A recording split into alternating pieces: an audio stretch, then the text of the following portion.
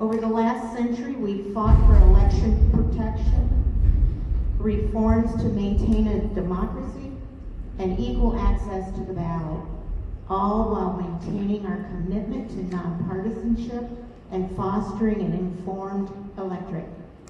The League does not support any candidate.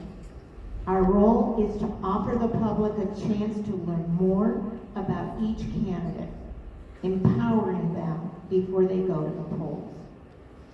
The leaders we elect make decisions that affect our daily lives. Elections are our chance to stand up for what matters to most to us, and to have an impact on the issues that affect us, our communities, our families, and our future. I am the moderator for this forum. We anticipate a calm, civil atmosphere here, so I'll get plenty of information. Gina Darringe, next to me, will be organizing audience questions, and Diane Conway, up front here, will be our timer. I will start with questions from the League. Audience members have index cards, pencils, to write down questions as we proceed. Just raise your hand when you want to submit a question, and one of our members will pick them up. Index cards are available throughout the forum. They will give you more. Please be sure to visit our info table in the back, and of course, take a cookie and some water. You also have a forum survey, which is helpful to us for our upcoming events. Please fill them out as the forum proceeds. We will be collecting them as you leave. We are videotaping the forum to put on our YouTube channel. Now please silence your phones and we will begin. This evening, you will hear from two of the candidates for a District 4 Commissioner seat in the August primary election, Adam Dyer and Rob Feltner. Each candidate will now have 1 minute to make an opening statement. Diane will show a yellow paddle at 45 seconds in, and then the red stop paddle when your time is up. I will start alphabetically with Adam Dyer. Adam? How's everybody doing? Can you guys hear me? Awesome. My name is Adam Dyer. I'm born and raised here in Brevard County. I have a background in public service, so not only was I raised here, I'm raising my family here. My parents still live here, and those experiences that I've had from this man.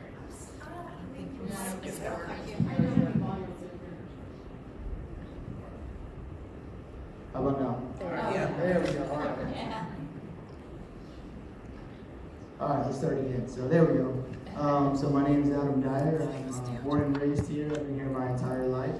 I'm raising my family here. My parents live here, and that's kind of why I'm running for Brevard County Commissioner District 4. I have a background in public service. I've been a Brevard County fireman for 19 years, also in the Air Force Reserves for 10 years, and those skills and things I've learned from that experiences kind of shapes how I do my governing. I'm also currently deputy mayor of Indian Harbor Beach, so I've been in, all my adult life I've been in public service, and I'm looking forward to continue that public service as your guys' next county commissioner, District 4. Thank you. Rob Feltner? Good evening. Thank you for coming out in spite of the rain. I think that says something about all of you and your view of democracy. I'm Rob Feltner. I am the District 4 County Commissioner. I've been fortunate to call Brevard County home for the last 31 years.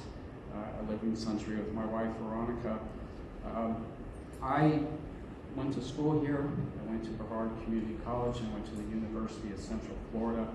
After that, I worked for the Florida Legislature for a term. I worked for the Brevard Property Appraiser for 6.5 years. I was elected in 2022, and it's been a privilege and an honor to serve the people of Brevard County in that capacity. Thank you. Thank you. Each candidate will now have a minute to answer the same question, and we'll begin.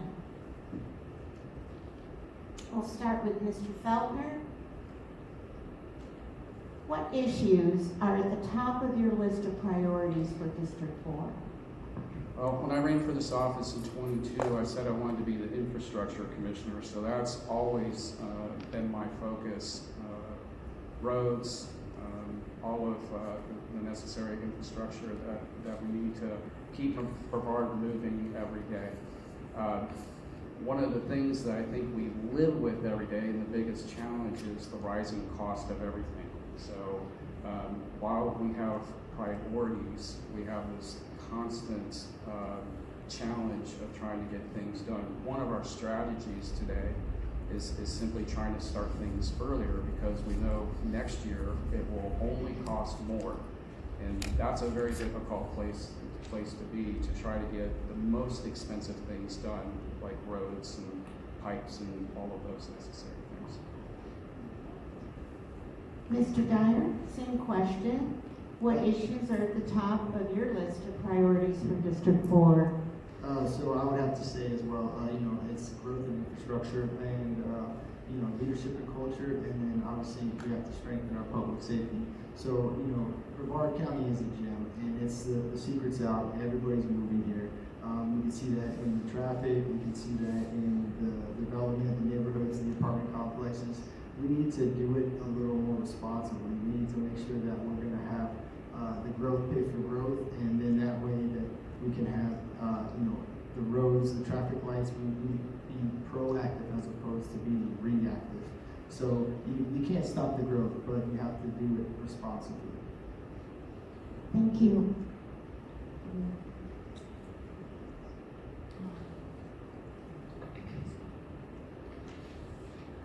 Okay, we'll start with Mr. Dyer this time.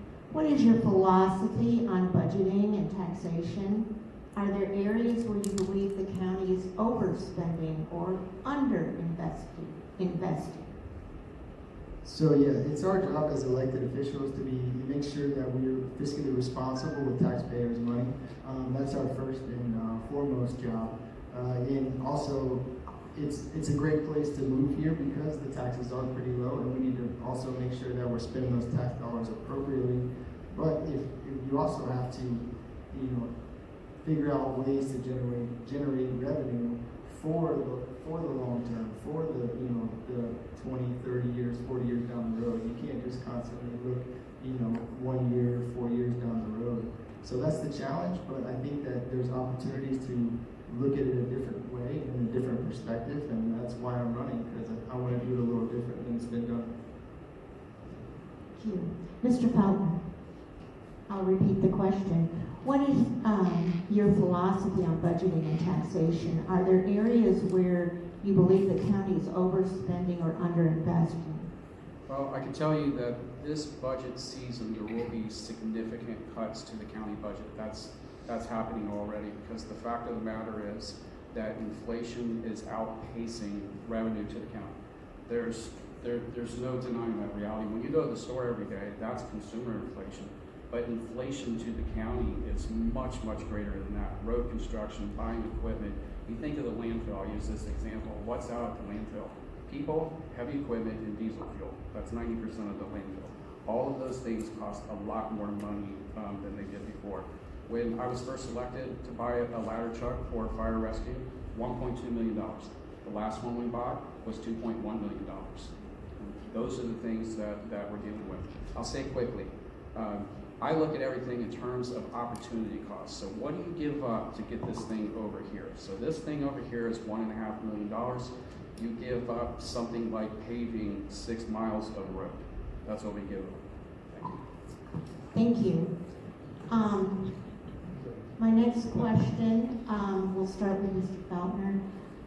How will the passing of Amendment 3 affect District 4 residents? Will there be a shortfall in the county budget? And if so, what services could be affected?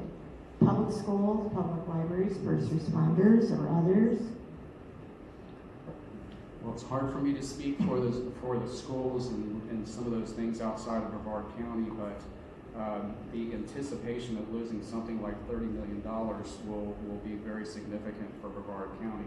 So I'm not going to tell you to vote for it or vote against it. I'll tell you that I'm prepared to move forward whatever happens with the amendment. So it could be significant.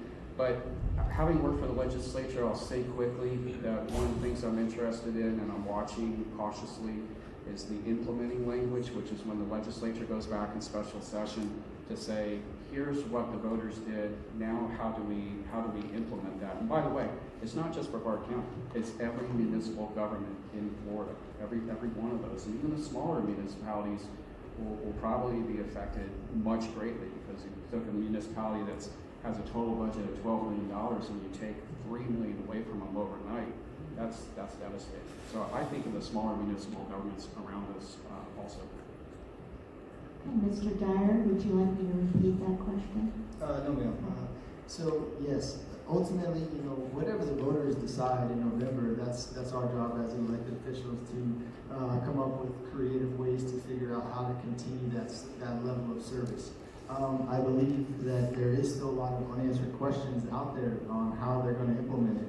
And there's going to be a reduction in tax revenue, so therefore the services will be provided, but at a lower, potentially lower level of service. And the cities are just ultimately that reduction of revenue is just going to be too hard to overcome. And then you're going to have to potentially look at some of these cities being absorbed by the county, which is already has its own financial worries that we all see it already. So I think that as more information comes out, we can actually get a plan how to move forward. And we're all feeling the inflation, but I don't know particularly if that would be the best move for the county moving forward.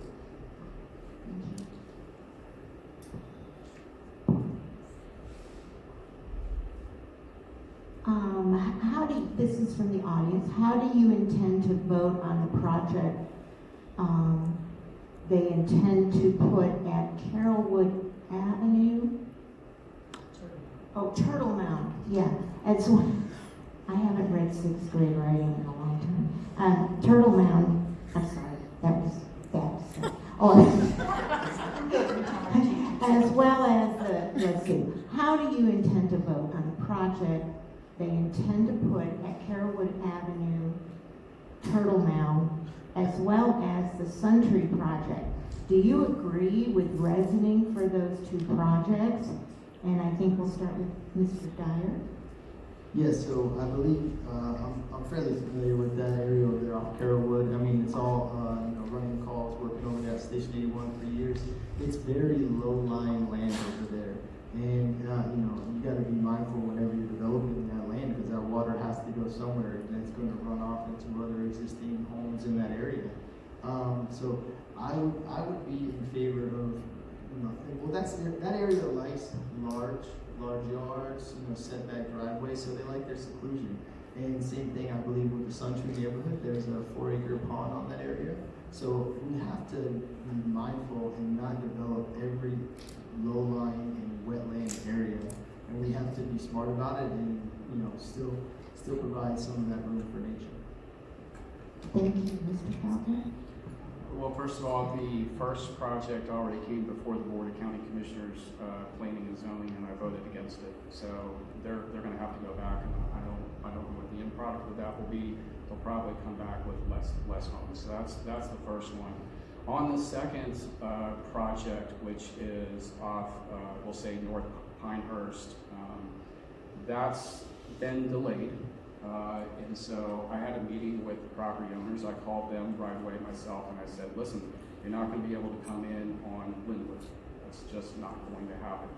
And so they're going to completely rework that project. And I think they could bring it back in August. I think the reality is that they'll come before planning and zoning in November by the time they get that worked out. They have a few other technical details to get through, but hard to say until they've got the new application before us and what that entails. Okay.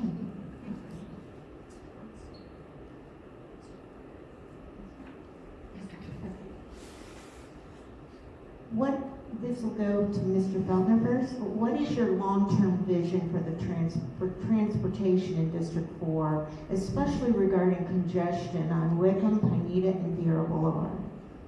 Well, first of all, you'll know that there's a project that's happening at Wickham and Pineda, and it's frustrating to me because we had a problem with a vendor. But what that project is supposed to do is simply add more depth, if you will, to the turn lanes. And engineers call that car storage. So you can get out of the lane of travel earlier to get into the turn lane to make a right turn, left turn, that sort of thing. So I'll call those intersection improvements. And those things we can do, and that's my focus. I'll tell you what I don't think is going to happen. I don't think we're going to 6-lane Wickham Road. I don't think that's going to happen. To buy the right of way, all those kinds of things would be far too expensive, and so that just isn't reality. Making traffic flow better. One of the things I was a big proponent of was Ellis Road widening, and Florida Department of Transportation is moving forward with that. Now, why was I a proponent of Ellis Road widening? Because it's a 2-lane connector between the interchange, I'll wrap up in 10 seconds, I promise, and Wickham Road. When that is 4-lane, I believe that people will take I-95 and use that instead of taking US 1 and Wickham Road to go south to the technology corridor that is Melbourne Airport. Thank you. Thank you. Mr. Dyer. So, Like a repeat comment? no, ma'am. I believe, like I said, you have to be accountable for your actions, and I know that intersection. I believe they have to do a Pineda and Wickham that costs about, I believe, just a little bit over $1 million. So that's going to hurt the taxpayers. But you also have to. Brevard County is a very narrow and long county, so you have to provide other avenues north to south. You can't just constantly have everybody go down the same 2 roads. I mean, you can go Pineda to 95 anywhere in the morning or in the evening, and it's almost gridlock. So you have to look down the south end where there's other north to south thoroughfares. You got St. John's Heritage Parkway, you have US 1 and the 95, and then you have to have those areas that go straight through, and then you also have to not just build a road for where we are now, but you have to build a road for where we're going in 20 years, and that'll save taxpayers a lot of money, and it'll save all of us, headache driving through there. Thank you. What specific, this will go to Mr. Dyer, what specific policies will you support to accelerate Indian River Lagoon recovery, and how will you measure progress?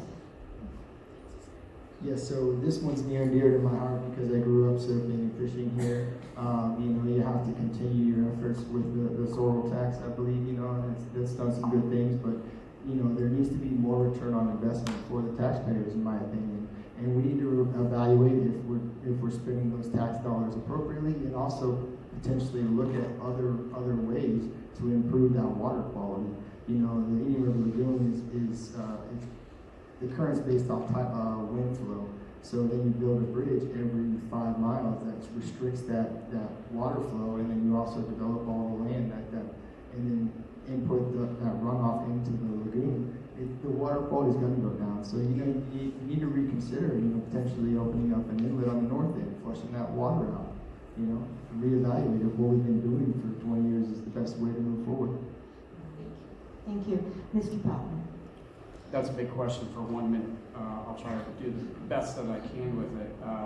So Bill Posey years ago, he said, "Stop putting bad stuff in it."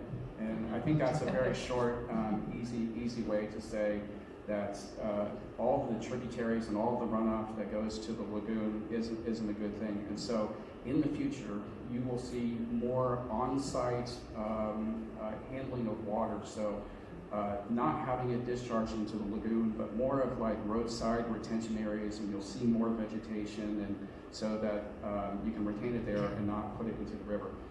One of the things that I'd like to see us do, and I'm hoping in the next tranche of funding, is just remove trash from the river. I think there's trash in the river, and so when you do dredge work, that's one thing. But you don't pull up the aluminum storm door that may be down there, that's been down there for a long time. And so I want us to actual trash removal. There's a whole host of other things. Septic sewer, we're going to continue that for a generation. It takes a long time to do that infrastructure, but I I think we need to stay the course. Thank you. This kind of connects, I think. The Banana River and the Grand Canal have just been dredged. Now, what do you think can be done to prevent pesticides from running off property into those waterways? Could the retention ponds in Lansing Island and Tortoise Island be used to clean or filter the water, Mr. Faulkner? I appreciate you asking this question. First of all, keeping the bigger things out of the river along that stretch of the barrier island is the first order of business. So we've added a lot more of these baskets. They call them the go-over outfalls and such. We are doing more street sweepers. That's something that I pushed for to step that up. So instead of 8 times a year, they're going through there 12 times a year now to remove all of that stuff from the road. I think technology is going to catch up with us in the future of those baskets that we'll put over outfalls. We'll be able to actually remove things like fertilizer and such. But I'll tell you, I really do think that after we dredged Lake Shepherd, which was an enormous project, that the people over there have a good mindset of trying to take care of that area themselves and not have bad things go into that. So I'm actually hopeful for the people around there that they'll do the right thing and rely less on just fertilizers and pesticides and such. Mr. Guy. Yeah, so we have to clear up years of damage that we've done to that water body. Up to 1998, we used to put sewage right into the lagoon, and it's still flowing in there. And now we're dealing with that. There's areas on the canal in Indian Harbor that is 2 feet deep and then goes into muck. I mean, if a kid falls into there, they're stuck. So that creates a lot of issues, and I think that we've done a good job with education and awareness and letting residents know about what not to put next to the water bodies, and then also we need to continue the effort on vegetation. These housing projects and housing developments, every pond is completely green from pesticides because they don't want vegetation to grow up around it. Well, let's put some vegetation around there, filter off that water that goes in the retention pond, that therefore connects to the canals, that therefore connects to the lagoon. So it's a whole approach. I think it will continue with the education awareness, continue with the dredging and removing the years and years of damage from the sewage inputs, and just everybody on the same page working towards one common goal. Thank you.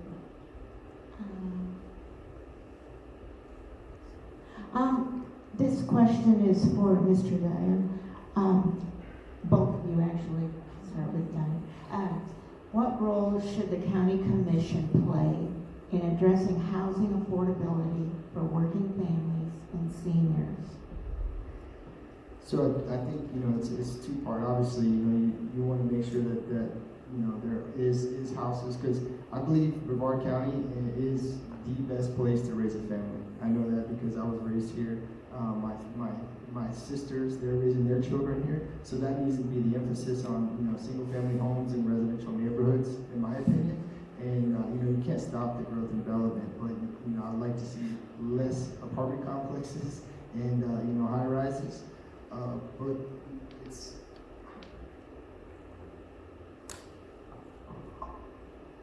tough. You have to figure out how to deal with these good problems to have. It's the continued development. Mr. Feldman? We're in a high state of demand. Florida has grown a lot, but I'll tell you let's compare ourselves to a prior time. In the 1960s, Brevard County was the fastest growing county in the country. Right here, Brevard County, number 1. And you think of the cities along the barrier island, they all became cities in the late 50s. So the generation before us did it. I'll say this, when I was 24, I bought my first home. It was in Satellite Beach, $79,000, 24 years old, my wife and I, two kids with a baby, a 2-year-old. And we haven't both been to college. We both went to college when we were older, but we both worked hard every day, and we were able to buy a house. We were able to make it work. We had one car. That equation has changed. I have a 32-year-old daughter. She couldn't afford to buy that house today. That house that was $79,000 then is probably $525 today. So that's an economics dilemma. I will say about apartments versus houses, anytime I get the chance, if that's afforded to me, to pick home ownership over more renters, I'll take that every single day. And so if that's available to us, that's not always the choice. Thank you. This one is starting with Mr. Feltner. How will you support parks, trails, and recreational spaces as the population continues to grow? I'm very proud of a project that EELS, the Environmentally Endangered Land Program, now has ownership of. And that's for those of you in the Century area, they call it the 100-acre hollows. So it's 114 acres in Century.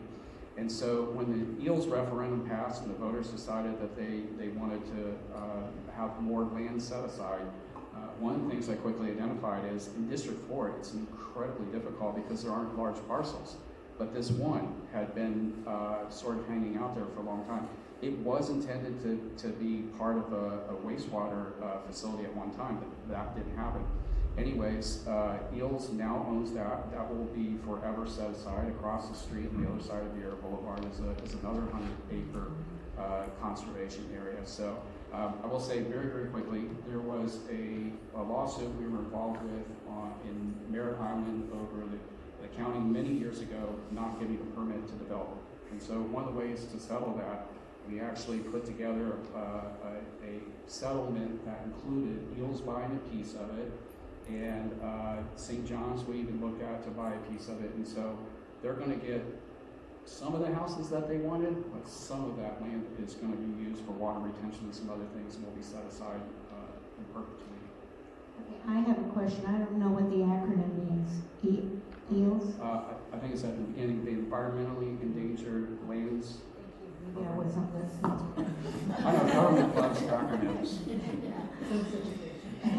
Mr. Dyer.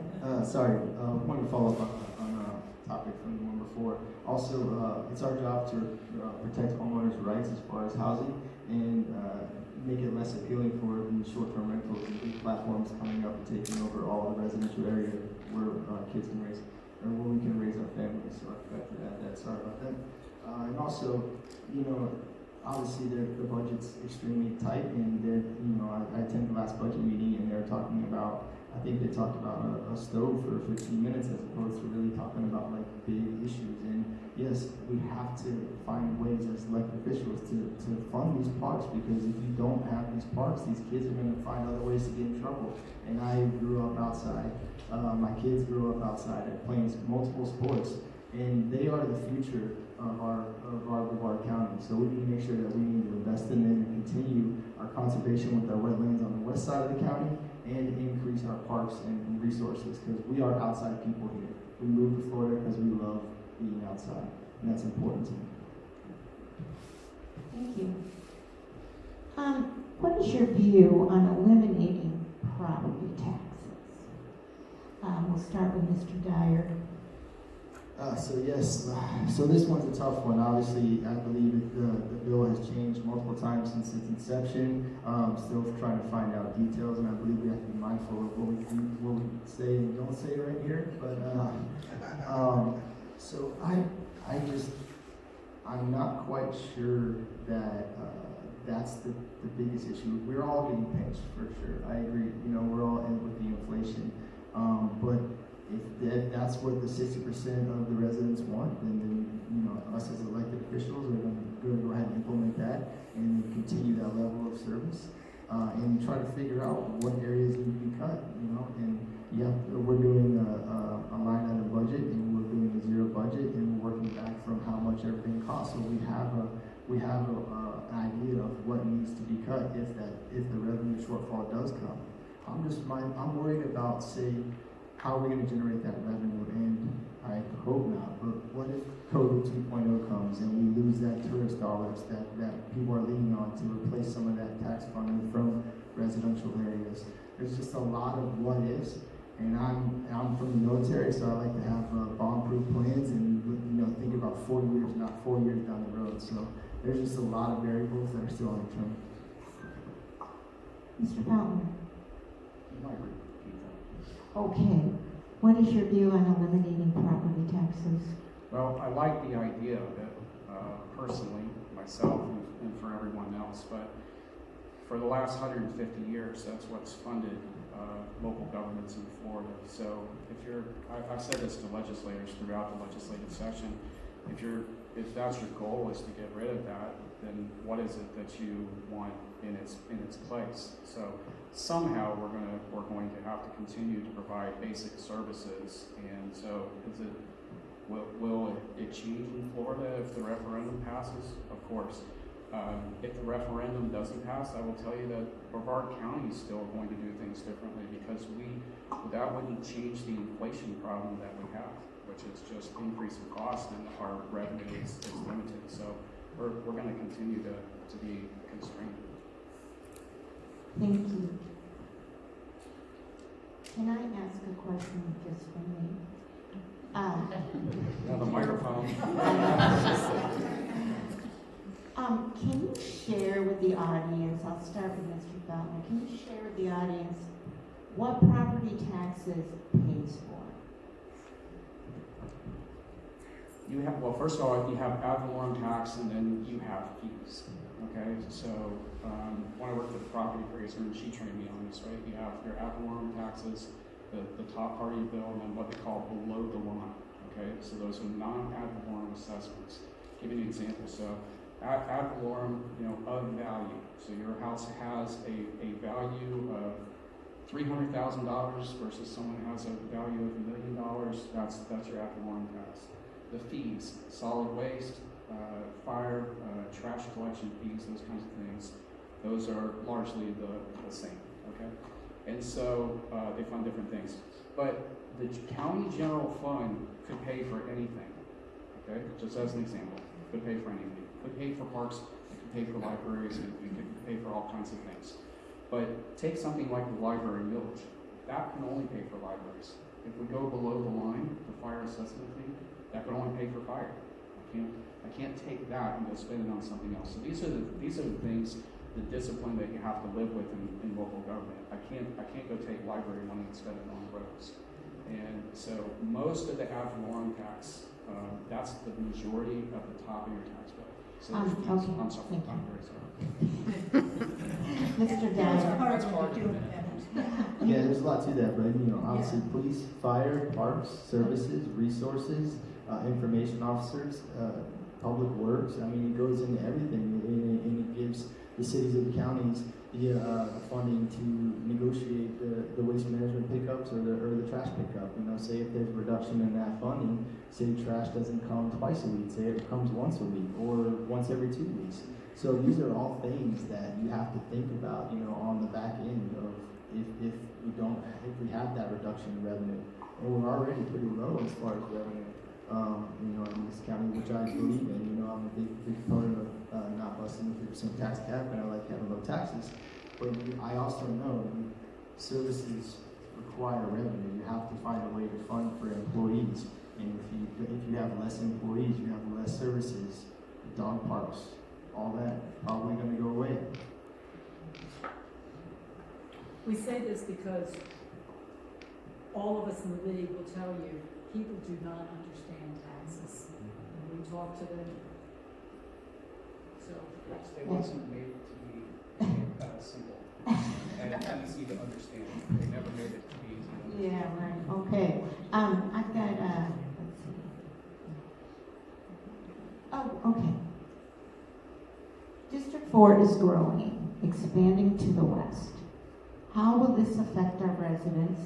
Positively, negatively? Mr. Dyer? Yes, it's a good problem to have, and this place is paradise. But we also have to have that mindset that we have to protect this place as well. We can't develop every land or wetland because that's just going to create other problems in other places. And also, we can't build high rises, 10 stories high, because then therefore that's just more traffic, more drain on the already lagging behind water infrastructure. So we need to do it responsibly. We need to, address the impact fees. The impact fees haven't been addressed in over 20 years. Everything else has gone up in 20 years. Why have we not addressed the impact fees? you just have to have, it's a mindset, you know, you have to know where you're going, you have to be proactive as opposed to reactive. And I've worked for the county for 20 years, and it's always been reactive as opposed to being proactive, and I think that's created a lot of these problems that we're dealing with today. Mr. Feldman? Well, if we're talking about Vieira, the Duda company, Duda family, Vieira company has 1,600 acre conservation area to the west. And so the Duda family is going to continue to farm that land into the future. And so there's a point where they won't be able to go west. And they've done that for a lot of reasons. They don't want a road over that. They don't want several things out there. So that is going to bring westward expansion, at least in the middle part of the county, to me. Okay, thank you.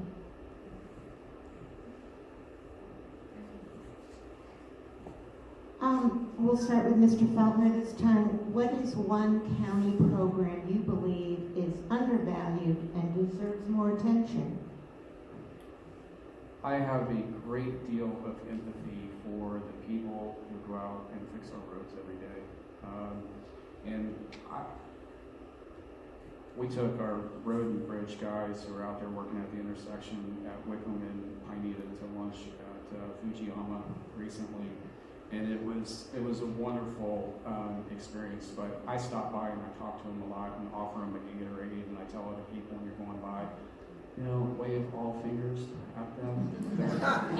Okay, they're really great guys out there who are just trying to get that done. It's hot. They're trying to correct things out there. So I would say our public works department as a whole.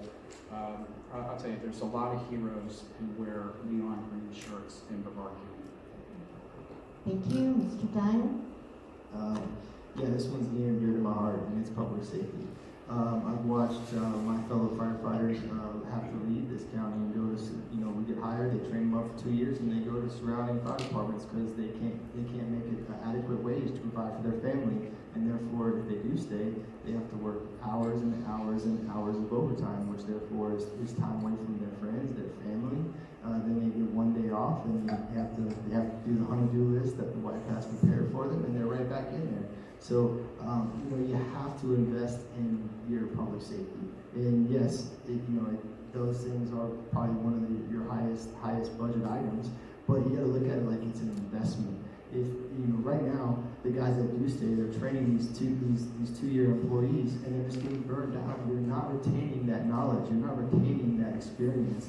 And when you're dealing with seconds in a medical situation, experience saves lives. A 15-year employee can walk in a room and get a pretty good idea within 80% what's going on with the patient.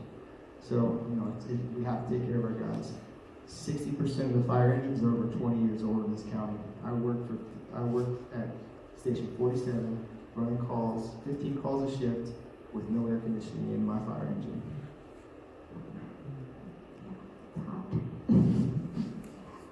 Next question, we'll start with Mr. Dyer.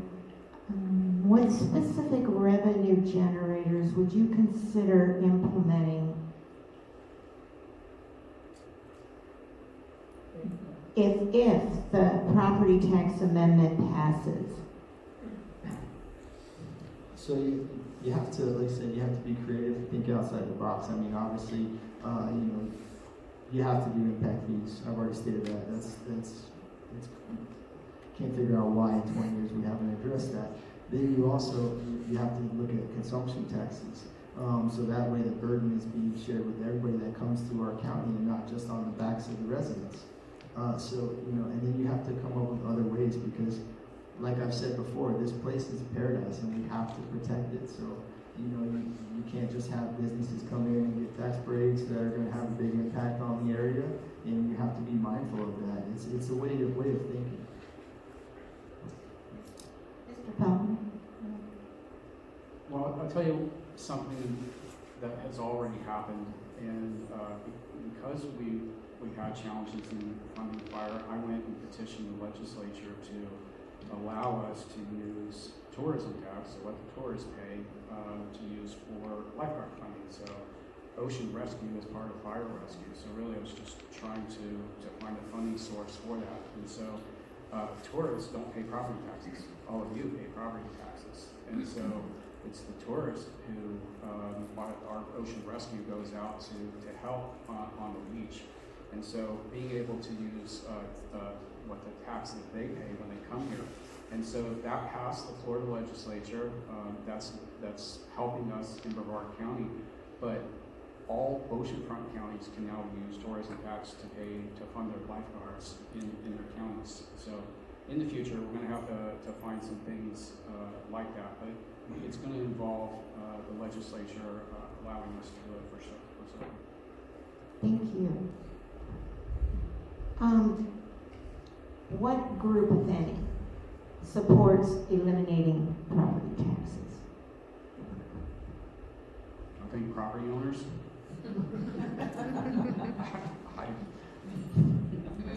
I think probably everybody. I don't know how to answer that specifically. I would tell you that I think most sort of any kind of taxpayer advocate group out there. I have a standing bet with a legislator that the referendum is going to pass. That's what I expect, and I think that's what Brevard's property owners will do. Is that 60% across the entire state? Because that's what would be required. I don't know. It's That'll be 63 right now, according to the laws. okay. A poll says that it's 63%. So I find that believable. I think probably 2 in 3 people would potentially vote for it, but I think property owners would support that. So. Mr. Dye. I haven't heard of anybody really kind of putting their name behind it and supporting it as far as like large organizations or clubs. Just a lot of homeowners talking, and I think that it gets the conversations talking. How can we save money for the taxpayers and the homeowners? My thoughts are maybe we look at the insurance, not the actual property tax.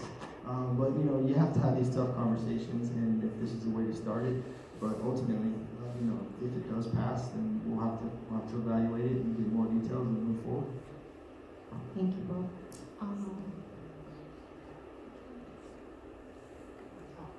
The dredging of the Grand Canal at South Patrick has left a huge parking lot, including its access lane right off the Pineda Causeway. What plans would you suggest for that area? It is now just sitting empty. So let's start with Mr. Dyer. Yeah, I've driven by there multiple times, and I always wonder what there's a lot of possibilities there. I definitely don't want to see more condos or apartments, that's for sure. But I think that that'll be a perfect location for another county park that would give a nice boat ramp, boat access, potentially fish cleaning house. Right now, I think they have a makeshift boat ramp a little bit to the west of that, just right off there off the edge of the river. So we need to give potentially more recesses or access points to our resources that we have. Mr. Pelton. That is the former dredge material site. Okay, so that's where the dredge material went. I'm proud to say that I brought the dredging to an end because I think that would have just gone in perpetuity had we allowed it. Now let me say something about that parcel. What's going to happen to it? What's happening right now? First of all, there's a fence so that you don't have people going in there and doing bonfires. We don't have homeless people in there. This kind of thing. I would never have guessed that teenagers could have bonfires along the causeway, but apparently they can do that, and it causes other problems. We don't want that stuff in the river. There was conflict with neighbors in Tortoise Island, and I'm very empathetic to that.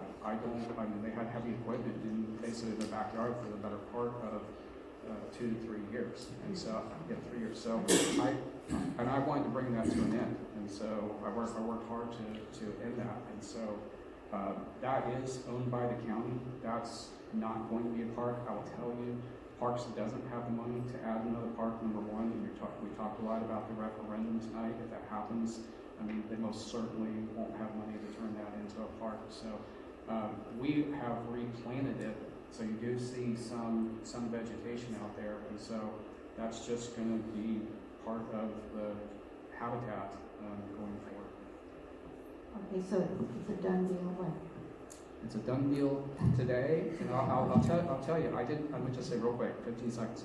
I did not have a good experience with the dredging. I mean, there was conflict with neighbors in the canal, so as long as I'm the county commissioner, I don't want to run into that again, so there won't be anything on that site. Adam? Sorry, Mr. Dyer. Do you have anything to add? So yeah, I try to stay away from always, never, or done deals, because you always have to have an open mind, and you always have to have an open door. So if residents come up with some creative ideas that doesn't have a huge impact on that area, then you have to consider that.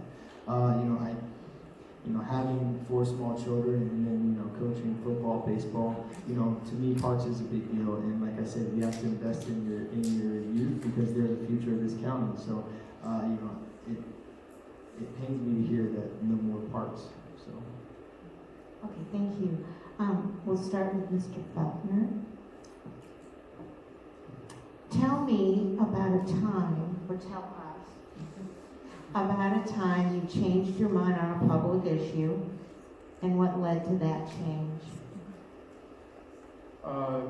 I don't necessarily walk into county commission meetings with 100% on items, because you never know what the public is going to bring up and what other things other commissioners will bring up, or staff, etc.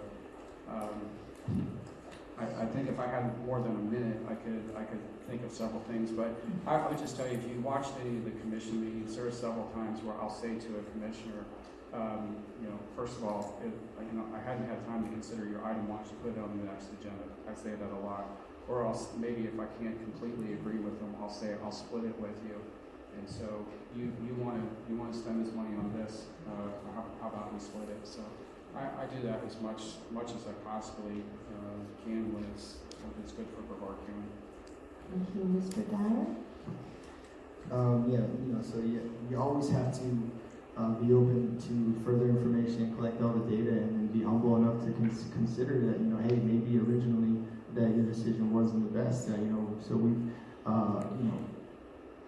we kind of have I have a proactive approach as far as it comes to the city. So we address the issues, attack them head on, so they don't turn into bigger problems later. So we just recently had a boat parking issue in Indian Harbor, and originally, it was everybody was against boat parking, and then residents came and continued to talk about it, and it made a lot of sense to have one personal watercraft in your property that you own, and because that's the best part, in my opinion, is living in the city where you don't have this overarching HOA restrictions.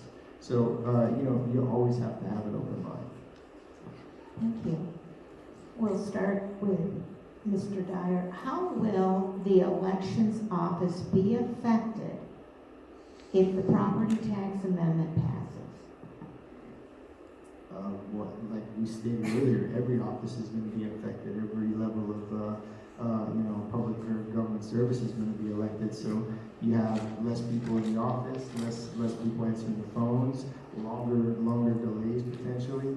So I think that's and I don't want to see this, but maybe they outsource to an automated system. I like people, so I like having friendly faces in offices and greeting our residents as well. So. Thank you, Mr. Faulkner. I think that's probably a question that's better for Tim Babanik to answer, but I will say that the supervisor of elections is funded 100% from the county general fund. So there isn't a separate millage, there isn't a fee that pays for that. But I think the cost of an election is just simply the cost of democracy. So I don't see that there will be significant changes to the supervisor of elections in the next couple of years. If there is any kind of significant change, that would come from the state of Florida. That's who regulates elections in the state, not the Board of County Commissioners. Thank you. Do you think taxing Verbo and Airbnb more is a good idea? Start, Mr. Dyer.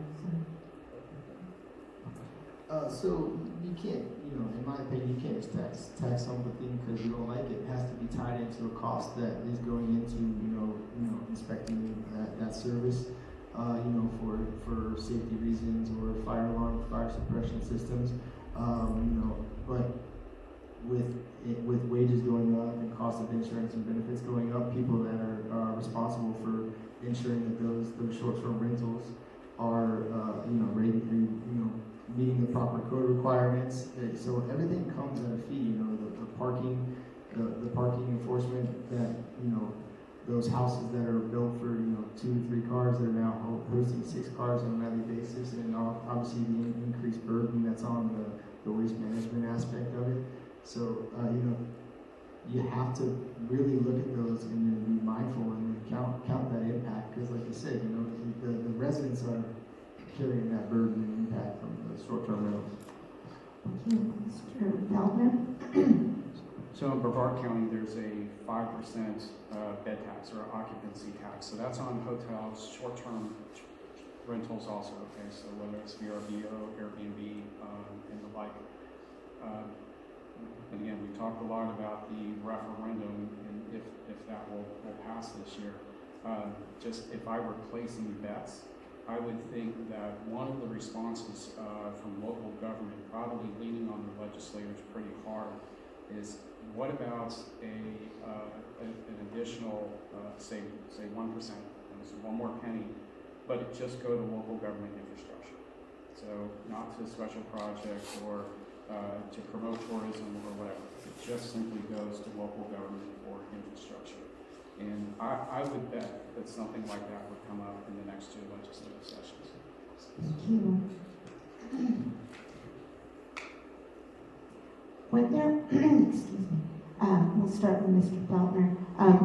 When there are large projects to be started, how many bids do you think it's fair to obtain to get the best quality and price? I would tell you as many as possible. And so it is a frustrating thing when sometimes there's an only bidder, but there's only one that bids on a project. And there's a whole host of reasons why that might happen. But I will tell you, we talked about dredging earlier. I called several dredge operators in the state and I said, let me ask you this question. If you didn't have to get rid of dredge material, would you be a bidder in Brevard County? Yes. And so something I learned from that is, we have one operator. I'm not saying anything bad about the operators out there doing the dredge work. But if we had 4 operators in the river doing it at the same time, it would happen 4 times faster. And so for me, I look at a problem and try to take it apart because maybe the folks are out there, just as an example with the dredge material, they don't have to be the ones to dispose of it. And so we need probably to do more things like that, but sometimes when it's just one intersection that's going to be improved, there might only be one bidder, and I wish there were one. Mr. Dyer? I never like hearing just one bidder on a project, and then most of the time that you hear that again and again and again, and now you have the same person doing all the work. To me, you have to look at how is that contract being written, and it has to open up within regulations, environmental regulations.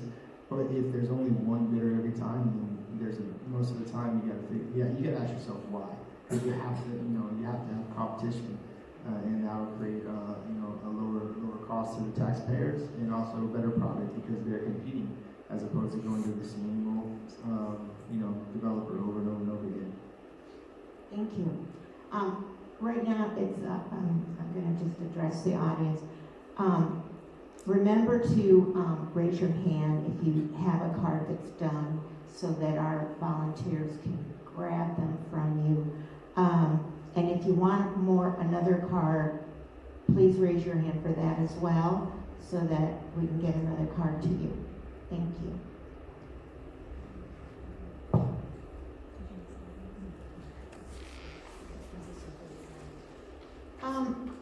Are there, the next question, are there tax cuts or relief on developers? If yes, do you agree with that, Mr. Dyer? Personally, I think we need to go away from that, for developers and also, the big business, that potentially is going out in the space industry. Because all those big businesses and developments have an impact on the infrastructure, and we have to find ways to, come up with that funding.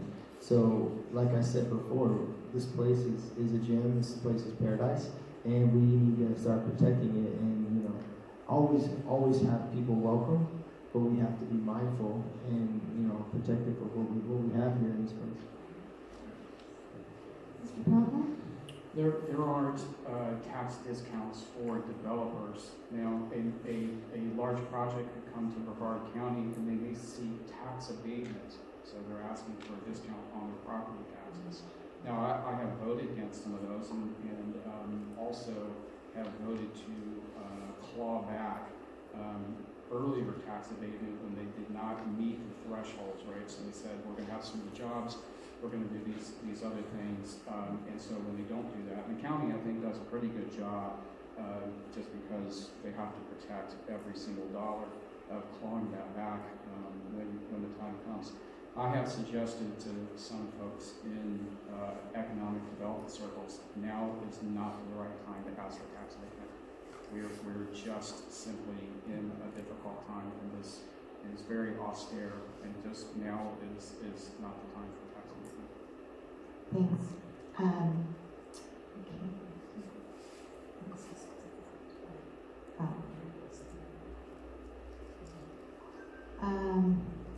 Let me ask a question here that someone gave me earlier.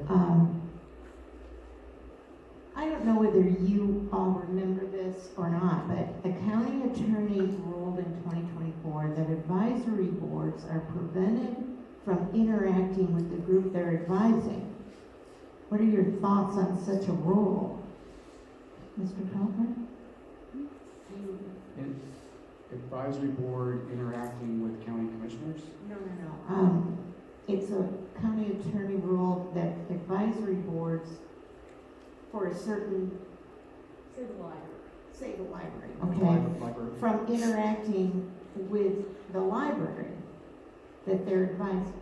So, in other words, a member of the library can't interact with the advisory board. So I guess that's a rule. What are your thoughts? I'm not aware on that. I'd have to ask on that and get back with you. I would only say that if you watch commission meetings, and some of those advisory boards, not all of them are televised or recorded or put on YouTube, but a great many of them are. And we have staff up there for the different different departments. And we bring them up pretty regularly, and they ask questions. That's their, that is to Brevard County what a committee meeting is to the Florida legislature. So that's your time to ask questions. So I'm not aware of that. I mean, I would think Wendy, who is our library director, would be in what we call the box when they're having these meetings. So I'd ask never Morris heard of to it, get, but I got a question. I'd ask Morris to get back to you. Okay. Yeah. Mr. Dyer, do you have any thoughts on that rule? Supposed rule? Yeah, well, I guess, that's an interesting one, but yeah, to me it doesn't make sense why, someone from the library can't interact or give knowledge or subject matter expert opinions on the library. But I also do think, the advisory boards should interact with commissioners, because they should be an unbiased resource that they could submit their opinion to the commissioner or council. Thank you. Could I say one thing, just to answer that?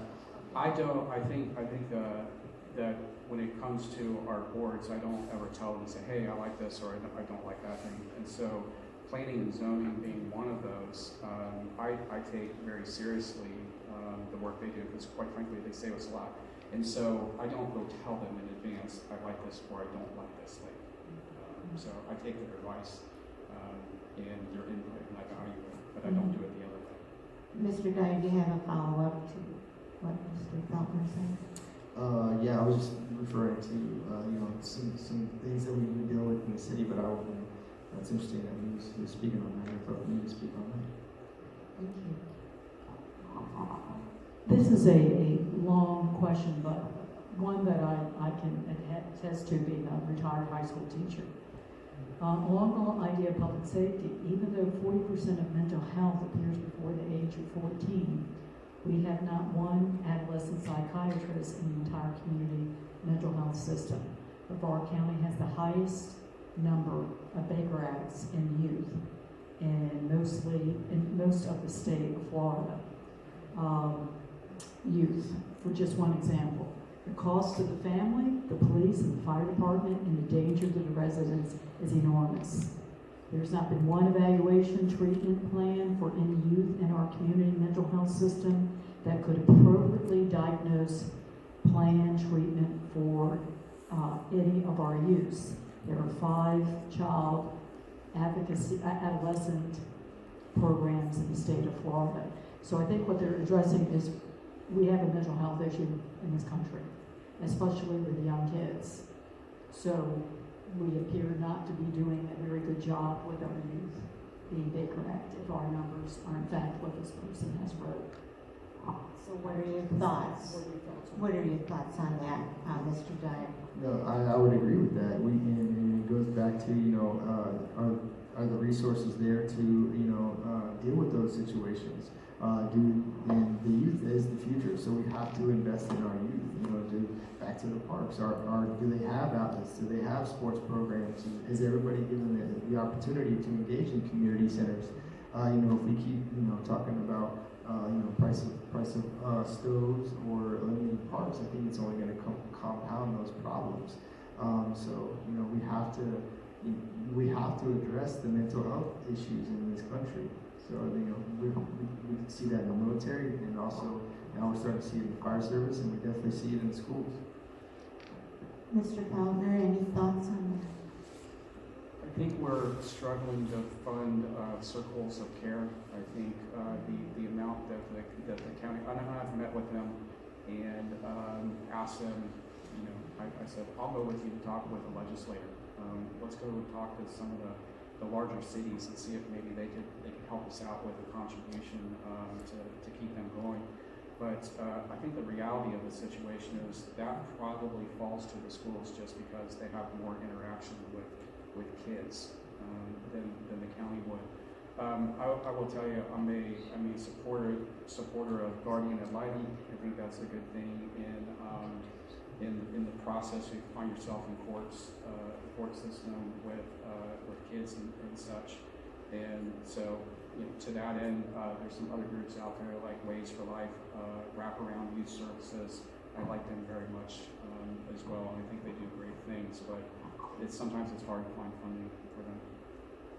For a follow-up question for that, we have had the police department from Melbourne City and Palm Bay come and talk to early a couple of years ago. I'm the grandmother of a grandchild that's on the spectrum. And some of our cities, Satellite Beach, Indian Harbor, are trained to be aware of autism. But the Brevard County Sheriff's Department seems to be lacking in that. Coco does it, and you have the ribbon on their cars. Not only with autism, but for dementia.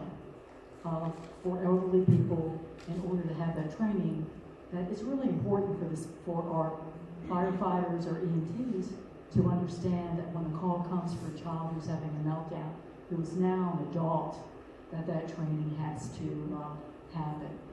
How would you address that for our seniors, for autistic adults and children, and issues with dementia? First, my experience, and I have limited experience in this, I have to tell you, but I do interact with the Sheriff's Office. West Precinct is close to my office, and some people do call us with problems, and I immediately go over to West Precinct and talk with the commander there. Less so with kids and more older folks who are having some problems. There is a lieutenant in the sheriff's office who's who's dedicated to this, and a great gentleman. And he's helped us out with an older lady just recently, and so I would just say my experience working with them has been very good. Mr. Dyer, any thoughts on that? Yes, once again, it goes to education and awareness, and also you have to.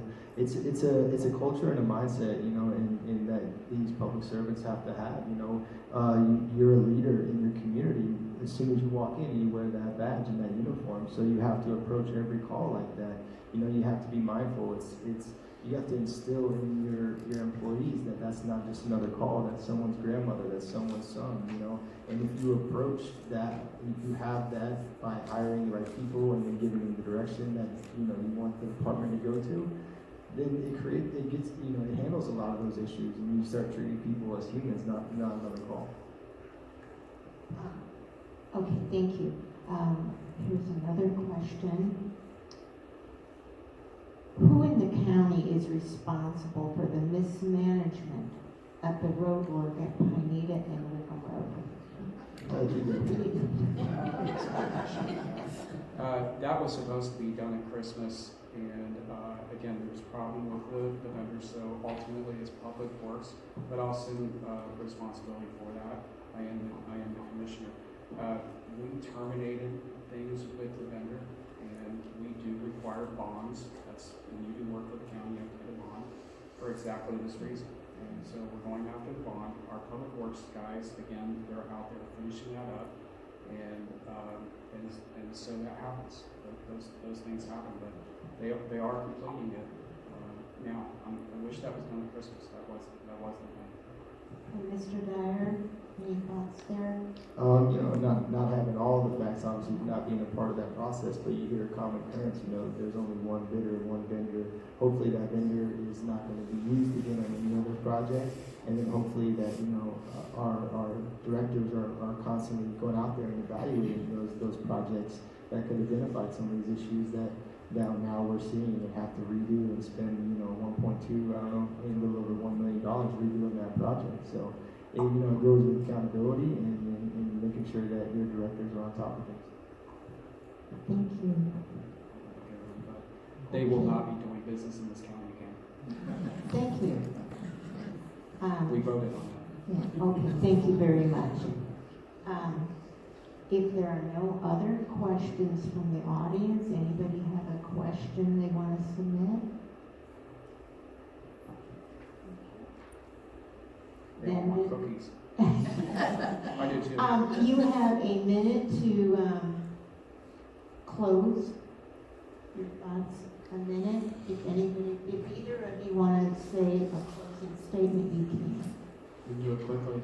Thank you so much for coming out and supporting your candidate of choice. I think that's great. I'm glad to meet my opponent's family.